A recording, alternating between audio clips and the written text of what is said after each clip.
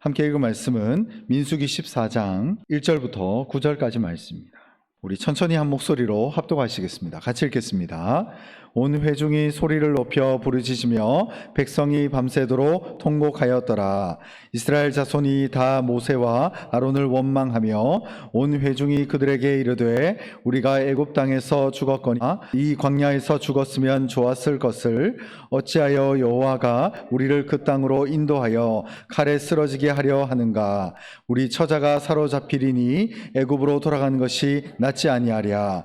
이에 서로 말하되 우리가 한 지휘관을 세우고 애굽으로 돌아가자 하매 모세와 아론이 이스라엘 자손의 온 회중 앞에서 엎드린지라. 그 땅을 정탐한 자 중 눈의 아들 여호수아와 여분네의 아들 갈렙이 자기들의 옷을 찢고 이스라엘 자손의 온 회중에게 말하되 이르되 우리가 두루 다니며 정탐한 땅은 심히 아름다운 땅이라. 여호와께서 우리를 기뻐하시면 우리를 그 땅으로 인도하여 들이시고 그 땅을 우리에게 주시리라. 이는 과연 젖과 꿀이 흐르는 땅이니라. 다만 여호와를 가지는 말라. 또 그 땅 백성을 두려워하지 말라. 그들은 우리의 먹이라. 그들의 보호한 자는 그들에게서 떠났고 여호와는 우리와 함께 하시느니라. 그들을 두려워하지 말라 하나. 아멘. 요즘 행복하신가요? 라는 말씀을 통해서 함께 은혜를 나누고자 하는데, 오늘 이 민수기 14장 말씀을 한번 살펴보면 이스라엘 민족들이 굉장히 당황하고 이 신앙이 흔들리고 있는 것을 우리가 보게 됩니다. 어떤 연유에선지는 이 14장을 통해서는 알 수 없습니다만 1절에 보면 온 회중이 소리를 높여 부르짖으며 백성이 밤새도록 통곡하였더라, 이렇게 되어 있습니다. 도대체 어떤 일이 이렇게 비통하고 어떤 일이 이렇게 슬펐는지 이스라엘 민족들이 굉장히 힘들어하면서 비통해하고 밤새도록 울부짖었다는 것을 우리가 알 수 있게 된다는 것이죠. 이러한 이스라엘 민족들의 굉장히 우울하고 통곡하며 슬퍼하는 상황에 대한 그 이유가 바로 전장인 민수기 13장 하반부에 나와 있습니다. 우리 민수기 13장 30절부터 33절까지 우리 모니터를 보시고 우리 다시 한번 한 목소리로 읽도록 하겠습니다. 시작. 갈렙이 모세 앞에서 이르되 우리가 곧 올라가서 그 땅을 취하자 능히 이기리라 하나 그와 함께 올라갔던 사람들은 이르되 우리는 능히 올라가서 그 백성을 치지 못하리라.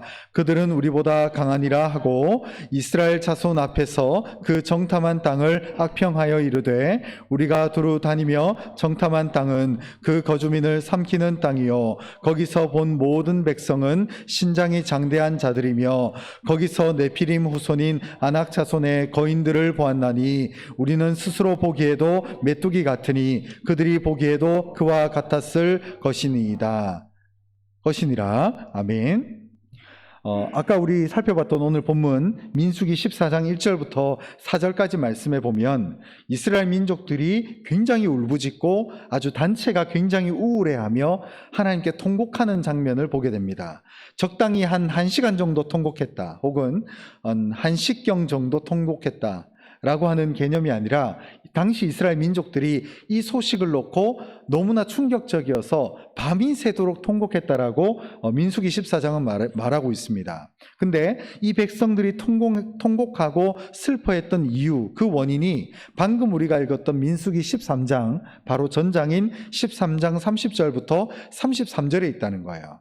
이 민수기 13장 초두에 보면 모세가 12정탐꾼을 각 지파에서 한 명씩 선출을 합니다. 그래서 이 12명의 정탐꾼을 가나안 땅으로 보내면서 땅을 정탐을 해서 어디를 어떻게 점령하며 지형이 어떻게 되어 있으며 그들의 문화와 우리가 어떻게 하면 이 가나안 족속들과를 치면서 점령할 수 있는지에 대해서 한번 알아보게끔 12명의 정탐꾼을 파송을 하게 됩니다. 그리고 나서 이 12명의 정탐꾼이 모세 앞으로 그리고 이스라엘 온 회중 앞으로 복귀하게 되죠. 그래서 12명의 정탐꾼 가운데 2명의 사람, 여호수아와 갈렙은 하나님 앞에 굉장히 믿음의 고백을 합니다. 여기 30절에 보면 그 중에 갈렙이 모세 앞에서 백성을 조용하게 하고 이르되 우리가 곧 올라가서 그 땅을 취하자 능히 이기리라. 그래서 이 모든 우리가 지형지물도 다 살펴봤고 또 가나안 7족속도 우리가 다 봤는데 우리가 가면은 반드시 우리가 그 전쟁을 통해서 승리하게 될 것이다라고 하는 믿음의 고백을 지금 갈렙과 뒤에서 말하게 되지만 여호수아가 같이 이 믿음의 보고를 하고 있는 것을 보게 됩니다.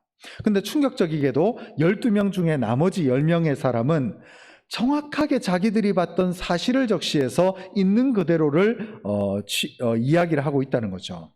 그런데 그래서 31절에 보면 그와 함께 올라갔던 사람들은 이르되 우리는 능히 올라가서 그 백성을 치지 못하리라. 전쟁에서 질 것 같다는 거죠. 아예 치지도 못할 것이다. 그들은 우리보다 강하니라 라고 얘기를 하면서 이 그들이 우리보다 강하다고 하는 이유에 대한 설명을 그 뒤에서 말하고 있다는 것이죠. 여기 32절에 보면 이스라엘 자손 앞에서 그 정탐한 땅을 악평하여 이르되, 아예 나머지 10명의 정탐꾼들은 악평을 했다고 합니다. 우리가 두루 다니며 정탐한 땅은 그 거주민을 삼키는 땅이요, 거기서 본 모든 백성은 신장이 장대한 자들이며, 또 33절에 보면 네피림의 후손인 아낙 자손의 거인들을 보았다. 이 당시 아낙 자손들은 키가 2m가 넘었습니다. 대부분이 거인 족속이라고 볼 수 있죠. 그래서 우리는 우리가 보기에도 메뚜기 같고 또 그들이 볼 때에도 우리는 메뚜기에 지나지 않을 것이다라고 하는 아주 혹평을 하면서 불가능한 부정적인 보고를 10명이 하게 됐다는 거죠. 그래서 이 믿음의 보고를 한 2명의 이야기, 그리고 나머지 10명은 아주 악평을 한 이 내용을 놓고 이스라엘 민족들이 어디에 귀가 쏠렸냐면 단 2명의 믿음의 보고가 아니라 그 10명의 비참한 악평을 듣고 그들의 심정이 굉장히 속이 상했다는 거죠. 그래서 오늘 본문에 보면 이스라엘 민족들이 그러고 나서 바로 1절에 보면 온 회중이 소리를 높이면서 부르짖었는데 밤이 새도록 통곡을 했다는 거예요. 너무나 속이 상한 이 사건이었고 너무나 두려웠고 저 땅에 대해서 우리가 생각해 보면 너무나 겁이 나서 이 온 민족들이 두려워서 벌벌 떨었다는 것을 오늘 본문이 이해해주고 설명하고 있다는 것입니다. 근데 재미있는 사실은 이 12명의 정탐꾼들 가운데 이 10명의 악평을 했던 보고들이 일부는 맞지만 일부는 틀려요. 왜 그러냐?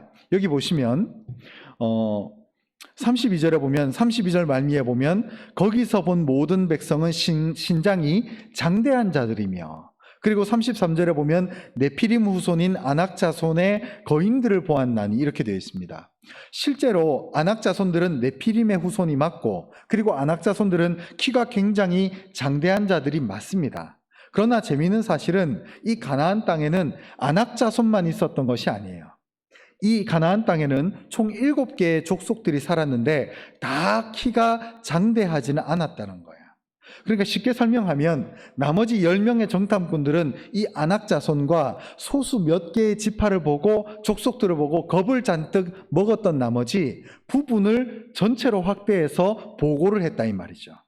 그래서 이 소식을 들은 이스라엘 민족들이 굉장히 통곡하고 밤새 울부짖으면서 하나님을 원망하게 됐다는 것을 오늘 민수기 14장은 설명해 주고 있다는 것입니다. 근데 여기서 다른 건 다 좋은데 절대 이스라엘 민족이 해서는 안 되는 말이 여기 있다는 거예요.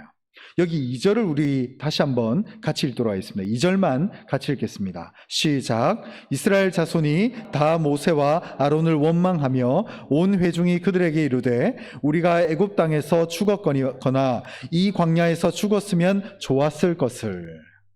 너무나 안타깝죠. 애굽 땅에서 차라리 우리가 죽었거나 이 광야에서 차라리 죽었으면 더 좋았을 것을 이제는 저 거인 족속들하고 맞닥뜨려야 되니까 너무나 겁이 난다는 것을 이들이 한탄하면서 자신의 처지를 비참하게 얘기를 하고 있다는 거예요. 또 심지어는 3절에 보면 어찌하여 여호와가 우리를 그 땅으로 인도하여 칼에 쓰러지게 하려 하는가? 우리 처자가 사로잡히리니 애굽으로 돌아가는 것이 낫지 아니하랴. 여러분, 애굽은 어디입니까? 이스라엘 민족들이 죄에 묶여서 죄로 인해서 종노릇하던 노예 생활하던 곳이었습니다. 그들의 주권도 없고 그들 스스로 신앙을 지키기도 굉장히 어렵고 척박했던 그런 곳이었죠. 근데 그곳을 이제서야 광야 시간이 지나고 이제 눈앞에 이스라엘 민족이 점령해야 될 가나안 땅을 앞에다 두고 이들이 마음이 엄청나게 쪼그라들어서 아무런 믿음의 고백도 하지 못하고 울부짖고 통곡하는 이런 미련한 모습을 우리가 보게 된다는 것을 알 수 있다는 것이죠. 그래서 여기서 결코 해서는 안 되는 말, 애굽으로 돌아가자. 애굽으로 돌아가자. 여러분, 성경에 보면 돌아서는 거에 대한 많은 경계의 말씀들이 있습니다. 특별히 창세기 19장에 보시면 하나님께서 아브라함의 조카인 롯에게 네가 지금 살고 있는 소돔과 고모라가 하나님께서 불과 유황을 통해서 이 소돔과 고모라를 멸망시키겠다라고 예언의 말씀을 주십니다. 천사들을 통해서요. 근데 그 말을 들었을 때에 몇 가지 롯과 그의 가족들에게 결코 해서는 안 되는 금기사항을 알려주는데, 유황불이 떨어지고 너희가 짐을 급하게 싸서 다른 곳으로 피신할 때 뒤를 돌아보지 말라는 거예요. 뒤를 돌아보지 마라. 뭐 뒤를 돌아보는 게 큰 의미가 있을까라는 생각으로 성경을 읽어가다가 굉장히 충격적인 말씀을 우리가 보게 되는데, 그것은 창세기 19장 26절입니다. 창세기 19장 26절에 뭐라고 되어 있냐면, 롯의 아내는 뒤를 돌아보았으므로 소금 기둥이 되었더라, 이렇게 되어 있습니다. 여러분, 우리가 내가 살았던 그 당시 롯은 소돔과 고모라에서 굉장한 유지 중의 유지였습니다. 동네에서 유명한 사람이었고 그는 부유한 자였어요. 그래서 그가 그 소돔과 고모라 성에 머물면서 굉장히 높은 수준의 삶을 살고 있다가 그들의 가족과 그들의 딸들과 이 롯의 아내와 함께 롯이 피신을 하면서 나오는데, 하나님이 일러주었던 그 절대 뒤를 돌아보지 말라는 그 말에 순종하지 못하고 롯의 아내가 뒤를 돌아보게 됩니다. 근데 롯의 아내의 심정이 일부 이해가 돼요. 왜 그러냐? 내가 잘 살았거든요. 잘 살았던 그 집에서 내가 예쁘게 만들었던 식기, 왜 롯의 아내니까, 내가 비싼 값을 주고 살았던 집에 있었던 가구, 그리고 예쁜 통장들, 내가 오랫동안 모아놨던 적금 같은 거 아니겠습니까? 그런 것들이 지금 하루아침에 하늘에서 불과 유황이 떨어지면서 다 끝나는 순간이잖아요. 근데 그것을 사람의 심리로 돌아보지 말라는 것만큼 사실 순종하기 어려운 것은 없습니다. 사실 우리는 돌아보고 싶은 마음이 늘 있어요. 근데 공교롭게도 하나님께서 롯에게 그 천사를 통해서 말씀해 주신 절대 너희가 피신해서 나갈 때 뒤를 돌아보지 마라 라는 그 말에 롯의 아내가 순종하지 못하고 살짝 돌아봤는데 그 자리에서 소금 기둥이라고 하는 하나님의 심판을 내렸다는 것이 우리는 꽤 인상적이라는 거예요. 여러분, 성경에 보다 보면 뒤를 돌아보지 말아야 될 시점들이 왕왕 나오게 됩니다. 그리고 그들이 뒤를 돌아보면 안 되는 그 상황 속에서 뒤를 돌아보게 되었을 때에 하나님의 심판이 때로는 냉엄하게, 때로는 가혹하리만큼 무섭게 작용하는 것을 보게 된다는 거예요. 그 원인이 뭐냐? 우리의 삶이 하나님의 인도하심대로 살아가야 될 존재라는 것을 여실히 보여주는 대목이 바로 거기에 있다는 거예요. 성경을 보다 보면 좀 다른 얘기일 수 있겠습니다만, 레위기 7장에 보면 화목제물에 대한 얘기가 나옵니다. 화목제물. 이 화목제물은 어떤 개념이냐면, 다른 제사들은 유독 다 하나님께 바치는 거예요. 근데 이 화목제사와 화목제물은 유독 제사장의 몫을 일부 떼고 나머지는 전부 그날 소진을 해야 돼요. 이 제사로 드려진 이 제물의 일부분을 남겨두게 되면 하나님께서 뭐라고 말씀하시냐면 그 제사는 허사라는 거예요. 왜? 그 이유인즉슨 그 화목 제물은 유독 사람을 섬기고 사람과 나누는 일인데, 그 제물을 남겨놓게 되면 그것은 온전히 나누지 못했다는 증거가 되기 때문에 그 제사는 허사가 된다는 거예요. 특별히 레위기 7장 15절과 18절 우리 두 절을 같이 한번 읽겠습니다. 시작. 감사함으로 드리는 화목제물의 고기는 드리는 그날에 먹을 것이요 조금이라도 이튿날 아침까지 두지 말 것이니라. 만일 그 화목제물의 고기를 셋째 날에 조금이라도 먹으면 그 제사는 기쁘게 받아들여지지 않을 것이라. 드린 자에게도 예물답게 되지 못하고 도리어 가증한 것이 될 것이며 그것을 먹는 자는 그 죄를 짊어지리라. 아멘. 앞에 살펴봤던 뒤를 돌아보는 것과는 좀 다를 수 있겠습니다만, 제가 이 화목제물에 대해서도 다른 레위기 말씀에 다른 건 다 이해가 되는데 유독 이해가 잘 안 되는 거예요. 왜 이렇게 하실까? 그러나 이것이 하나님께서 우리로 하여금 화목제사에 대한 그 본래의 핵심, 특별히 여러분 양이나 염소 같은 건 하룻밤에 다 소진할 수가 있어요.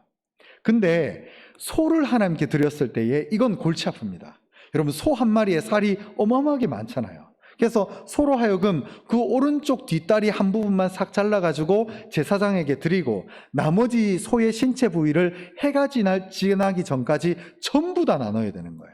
만약에 그 제사를 조금이라도 남겨두게 되면 어떻게 되느냐? 18절 말미에 되어 있죠, 그죠? 도리어 가증한 것이 된다는 거예요.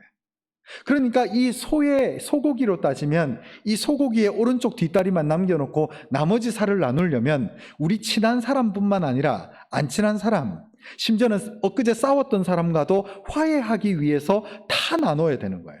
해가 지기까지. 바로 이것이 화목제사, 화목제물의 놀라운 특징이라는 거죠. 그래서 이런 모든 설정을 누가 하셨는가? 사람이 한 게 아니라 하나님이 하셨다는 거죠. 제가 왜 갑자기 화목제물을 얘기하고 뒤로 보는 얘기를 하고, 왜 뒤로 봤을 때에 왜 하필이면 소금 기둥이 되고 왜 애굽으로 돌아가자는 이 말이 나중에 이스라엘 민족들에게 돌이킬 수 없는 재앙을 불러일으키는가? 하나님이 우리의 인생을 인도하시기 때문에 우리는 뒤로 돌아보는 인생이 되어서는 안 되고, 또 하나님의 인도하심 가운데 철저하게 우리가 맞춰져야 된다는 것을 단적으로 보여주는 것이 바로 오늘의 말씀이라는 거예요.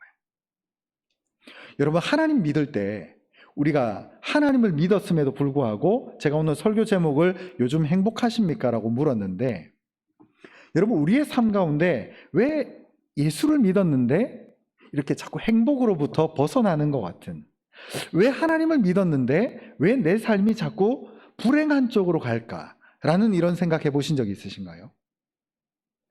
여러분, 우리의 삶이 하나님을 믿을 때 가장 중요한 것 중에 하나가 그 원인이 주인이 덜 바뀌어서 그렇다는 거예요. 아직 주인이 안 바뀐 거예요.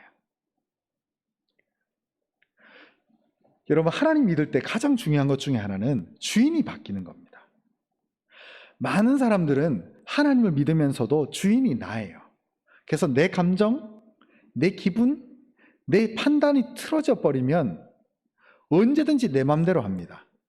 그러나 이 사람은 하나님을 아직 모르는 거예요. 그래서 감정의 노예가 되는 거죠. 우연히 제가 처세술과 관련된 책을 봐도요, 기분이 태도가 되는 사람과는 절대 사귀지 말라 그러더라고요. 왜? 이 사람의 감정이 태도가 되는 사람들이 있어요. 자기가 어디서 좀 밖에서 뒤틀리는 일이 있어가지고 계속 기분이 하루 종일 뒤틀려 있어요. 이런 사람들하고는 사귀지 말라 그러더라고요. 근데 기분과 태도도 그러한데, 하물며 세상을 살아가는 처세술도 그러한데, 하나님을 믿을 때 가장 핵심이 뭐냐? 주인이 바뀌어져야 되는 거예요. 주인이. 우리의 삶의 주인이 내가 되어서는 안 된다는 거죠. 그러면 반대로 우리의 삶의 현실 가운데 왜 우리가 지금 불행을 느끼고, 왜 우리가 지금 낙심하고, 왜 우리의 마음이 자꾸 깔아질까? 바닥에 깔려버릴까? 그 원인은 간단합니다. 주인을 아직 덜 바꿔서 그래요. 하나님이 우리에게 뭐라고 말씀하셨죠? 너희는 항상 기뻐하라. 쉬지 말고 기도하라. 범사에 감사하라. 항상 기도하면 괜찮을 거리라고 제안을 하신 게 아닙니다. 하나님은 자기 백성들에게 항상 기뻐하라는 거예요. 이것은 제안서나 권유하는 것이 아니라 하나님의 거룩하신 명령입니다. 왜 그렇게 행복해야 될까? 결과를 하나님이 지고 있다는 거예요.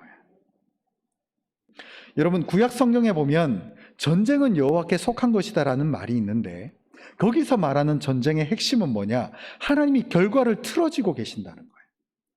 우리가 이 세상을 살아갈 때 자꾸 불행하고 염려하고 걱정하는 원인이 오지 않은 결과에 대한 두려움을 미리 먹고 있어서 그래요.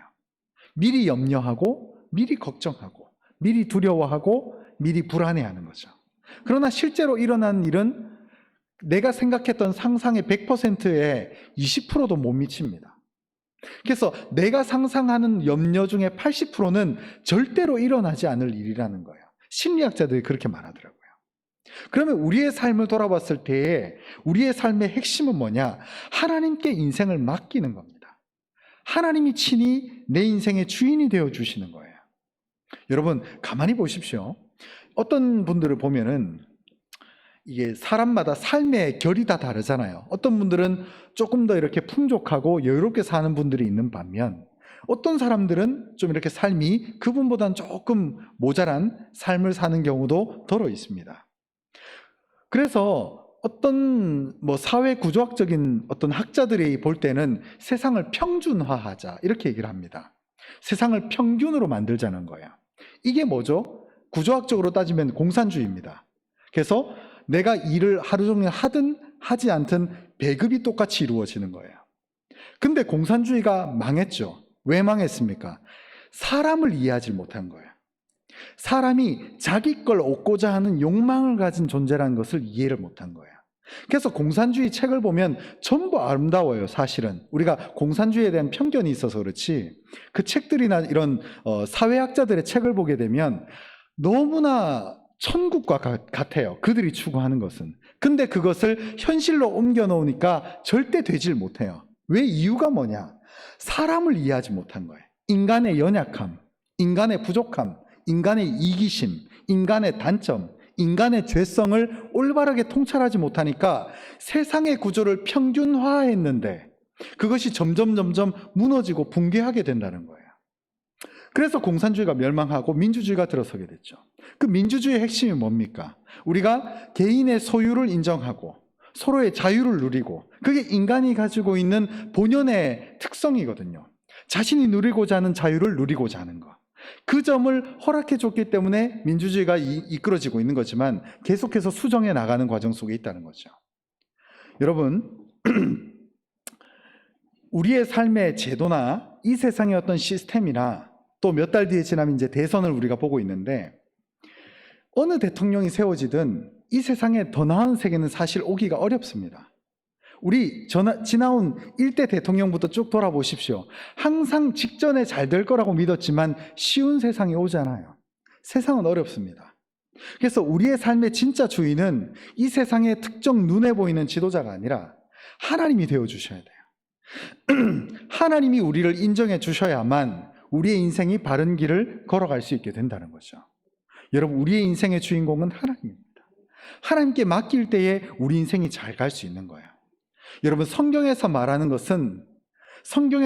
핵심 중에 하나가 바로 뭐냐면, 우리로 하여금 하나님의 인도하심을 따라오도록 순종하라고 말씀하는 거예요. 순종. 그 주인에 순종하고 그 주인에 복종하는 삶을 살라는 거예요. 그러나 세상에 유행하는 책들이나 여러 가지 미디어들이 얘기하는 세상의 메시지는 달라요. 꿈을 가져라. 너 마음의 소원을 이뤄라. 부자가 되라. 그러나 모두가 부자가 되던가요? 실제로 그렇지는 않습니다. 그리고 그것은 너무나 어려운 일이에요. 그러면 우리의 삶의 가장 중요한 핵심은 세상에 내가 생각하는 어떤 계획들이 아니라 하나님의 인도하심대로 갈 때에 우리 인생이 잘 가고 있다는 것을 믿기 시작하는 거예요. 여러분, 하나님의 인도하심이 우리 각자 다 다르게 있습니다. 우리 각자 다 달라요. 제 삶이 다르고요. 여러분들의 삶이 다릅니다. 우리가 지금 여기 함께 앉아 있지만 각자 하나님이 쓰시는 바대로의 흐름이 다 다릅니다. 그러면 우리의 삶의 핵심은 우리의 주인이신 하나님의 인도하심대로 나아가는 것이 핵심 중의 핵심이라는 거예요. 여러분, 오늘 본문에 보십시오. 이스라엘 민족들, 우리는 성경을 봐서 알지만 이 이스라엘 민족들이 결국은 약속의 땅을 밟습니다. 근데 그 전에, 그 직전에 이스라엘 민족들이 가장 영적으로 무너지는 시점이 바로 오늘 본문 민수기 14장이라는 거예요. 적당히 우는 수준이 아니라 밤새도록 웁니다. 우리가 출애굽도 했는데, 우리가 광야도 겪었는데, 이 가나안 땅을 앞두고 저 거인족들과 우리가 어떻게 싸웁니까 하면서 발을 동동 구르면서 울어버리는 이 이스라엘 민족의 모습을 보게 된다는 거죠. 여러분, 여기 자세히 보시면 흐름이 이렇습니다.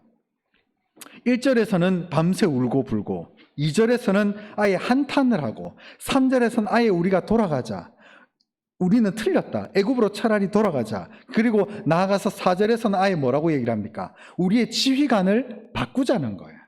우리의 지휘관이 그동안은 모세와 아론이었는데 이 지휘관을 바꿔서 여기서 말하죠. 서로 말하되 우리가 한 지휘관을 세우고 애굽으로 돌아가자. 완전히 이들이 돌아설고자 하는 이런 미련한 고백을 지금 하고 있다는 거죠. 근데 이 이스라엘 민족들이 이런 말을 하는 마음속의 핵심이 뭡니까? 하나님의 인도하심을 바라보는 영적인 눈을 상실하고 눈앞에 보이는 것, 코앞에 보이는 것들로 인해서 마음이 이리 갔다 저리 갔다, 믿음이 있었다가 사라졌다가, 믿음이 생겼다가 사라졌다가 하는 것을 반복하고 있는 것을 보게 된다는 거죠. 여러분, 하나님을 끝까지 믿으셔야 됩니다. 그리고 하나님의 인도하심을 바라보셔야 됩니다. 오늘 이 이스라엘 민족들은 자기 인생의 주인이 뒤바뀌는 역사를 아직 경험하지 못했어요. 그래서 계속 불평불만, 계속 눈앞에 있는 일들로 인해서 모세의 마음을 계속 괴롭게 했어요. 모세는 물론 끝을 알았습니다. 그러나 이스라엘 민족들은 약속의 말만 듣고 모세를 따라가고 있죠. 여러분, 핵심은 하나님의 인도하심 가운데 거할 때에 모든 것이 가장 최고조에 이른다는 것을 명심하시기 바랍니다. 그래서 눈앞에 있는 고통이, 눈앞에 있는 막막함이, 눈앞에 있는 절벽과도 같은 상황이 그것이 끝이 아니라는 것을 반드시 믿으시기 바랍니다. 결론의 말씀을 드리겠습니다. 첫 번째 결론의 말씀은 행복을 찾기 위해서 내 삶의 주인이 바뀌어져야 된다는 것입니다. 여러분, 내 삶의 주인은 내가 될 수가 없습니다. 제가 아까 인간에 대해서 말씀드린 이유도 인간이라는 건 약해요. 우리는 우리 인생의 주인공이 될 수 있는 존재가 아닙니다. 여러분, 성경에만 그런 것이 아니라 인간 자체가 종교성을 가지고 있어요. 그렇죠? 기독교뿐만 아니라 가끔 이렇게 다큐멘터리 같은 거 보다 보면, 저 동남아, 특히 저도 옛날에 태국에 단기 선교를 갔었는데 전부 집에 가면은 신당이 있어요. 자기들 나름대로 조상신, 그리고 불교에서 믿는 그 신들을 항상 자기 집에 섬기고, 자기 집에서 섬길 여력이 안 되면 동네 어귀에 누구나 보이는 곳에 신당을 세워놓고 지나갈 때마다 마음이 울적하고 괴로울 때마다 그 신당에 가서 향을 피우고 손을 비빕니다. 거기만 그런 것뿐만 아니라고요. 또 제가 옛날에 신혼여행 가니까 그 신혼여행 갔을 때도 온 동네에 전부 신당이 있어요. 정말 인간이라고 하는 존재는 종교성을 띤 존재예요. 그 말인즉슨 반대로 얘기해보면 인간은 절대 자기 인생의 주인공이 될 수 없다는 거야. 만약에 인간이 주인이라면, 내 인생의 주인공이 나라면 나는 종교성이 제로여야 돼요. 근데 우리는 누구나 종교성을 가지고 있어요. 심지어 어떤 신을 믿지 않고 무교라고 하더라도 우리는 각자 다 종교성이 있습니다. 그만큼 인간이라고 하는 존재 자체가 부족하고 연약하고 누군가를 기댈 수밖에 없는 존재라기 때문에 그렇다는 것이죠.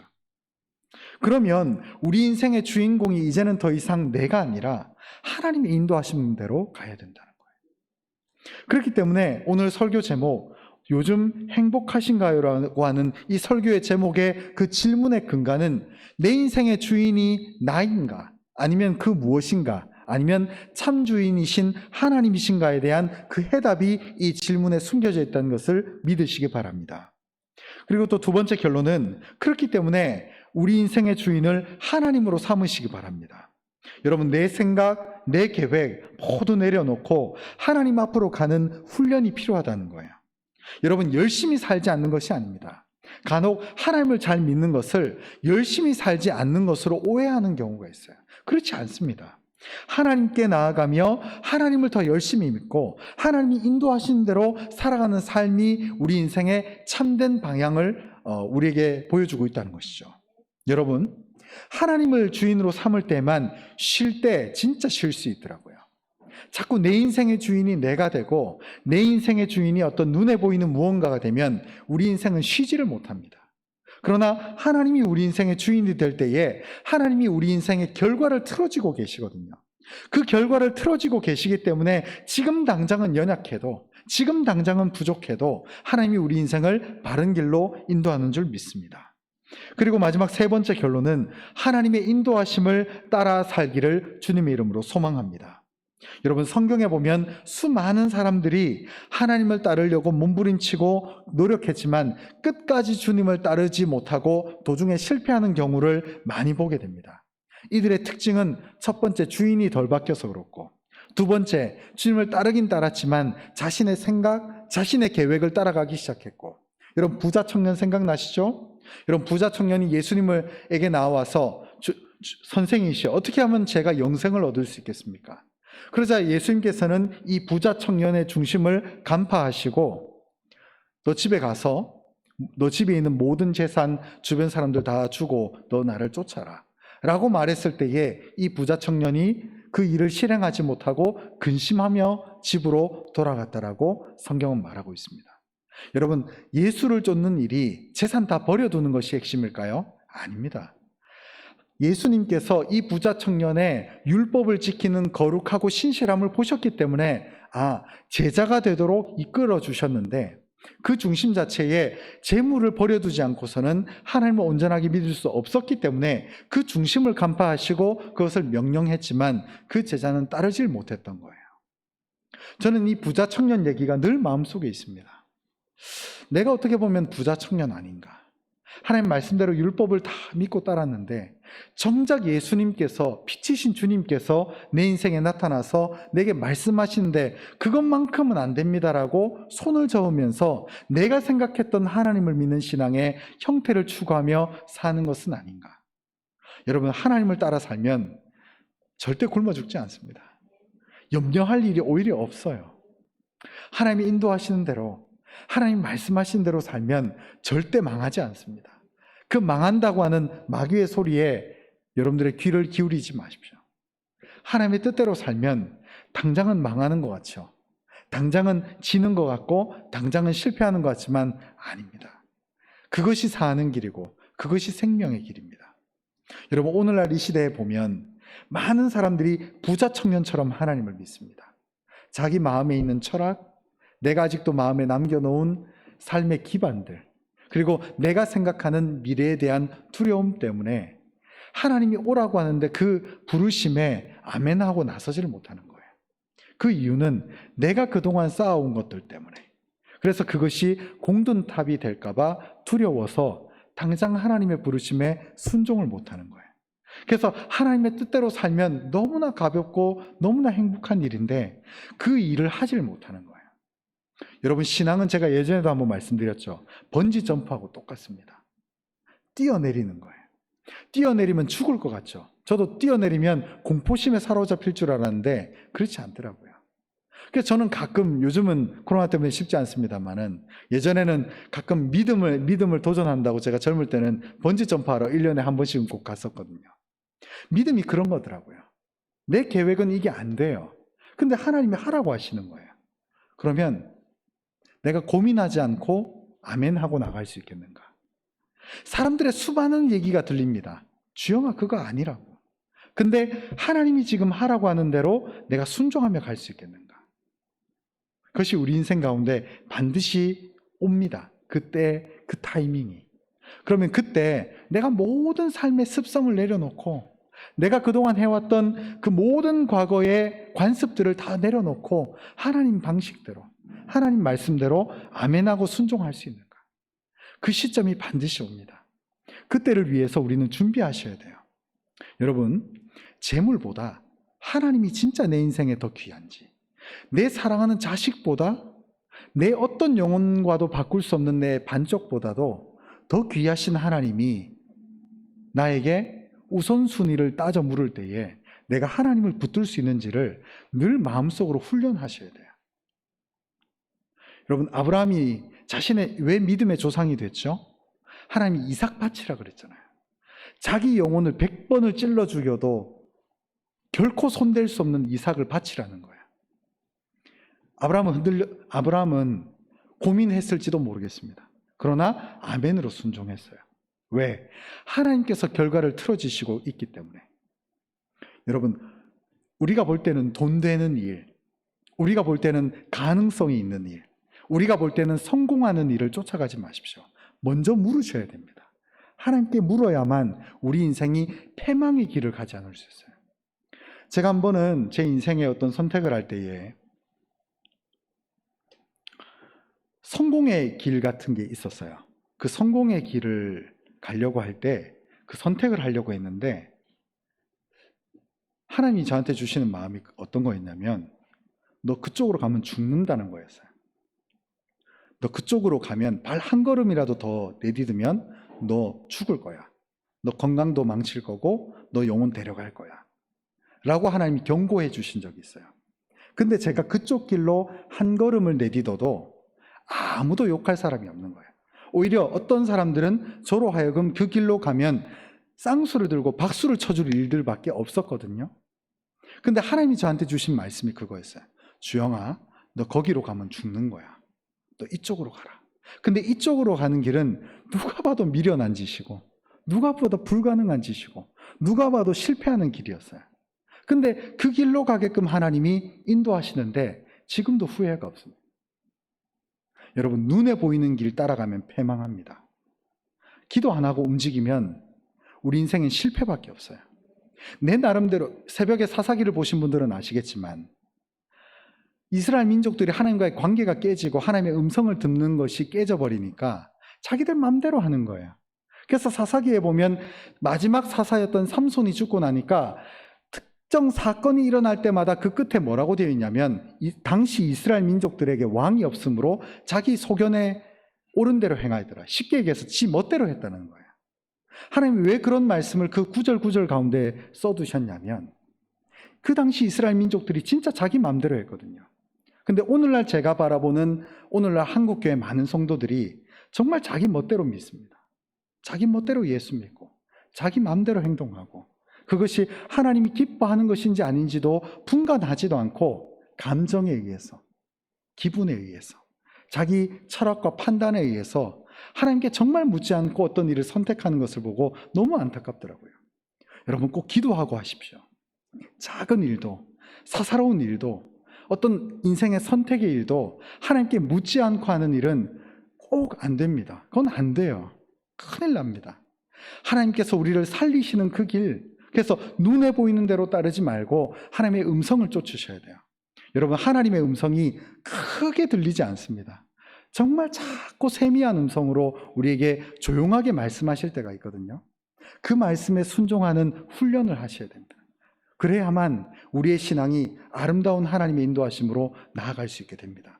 그때에만 우리의 신앙이 진짜 흔들리지 않고, 그때에만 우리의 영성, 우리의 건강, 우리의 영혼이 온전한 길을 걸어가게 될 줄 믿습니다. 반드시 묻고 하나님께 먼저 응답을 기다릴 수 있는 우리 모두가 될 수 있었으면 좋겠습니다.